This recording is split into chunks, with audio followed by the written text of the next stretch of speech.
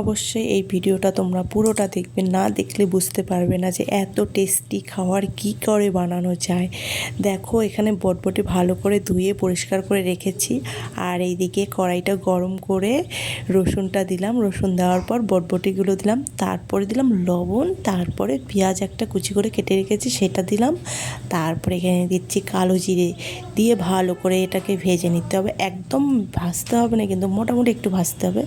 তারপরে দিলাম চিংড়ি মাছটা স্পেশাল কিন্তু। তারপরে এখানে ধনেপাতা আর চিংড়ি মাছ যদি না থাকে না দিলেও হবে, সেই সমস্ত না দিয়েও এই বাটাটা করা যাবে।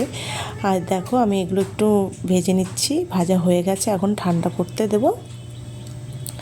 তারপরে দেখো ঠান্ডা হয়ে গেছে, এখন আমি এগুলো মিক্সিতে বেটে নেব।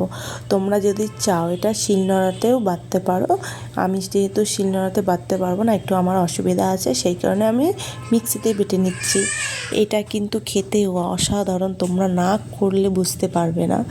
এটা করে খেতে হবে, তাহলেই বুঝতে পারবে যে কত টেস্টি এটা।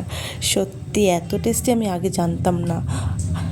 ঘরে বানিয়ে না খেলে কোনো কিছুই বোঝা যায় না। আমি এটা নিজের মন থেকেই, আমার ইচ্ছে হলো যে এরকম বাটা খাবো, তাই আমি নিজের মন থেকেই আমার মতন করে এটা করে বানালাম আর তোমাদের সঙ্গে শেয়ার করব বলে ভিডিওটা করেছি।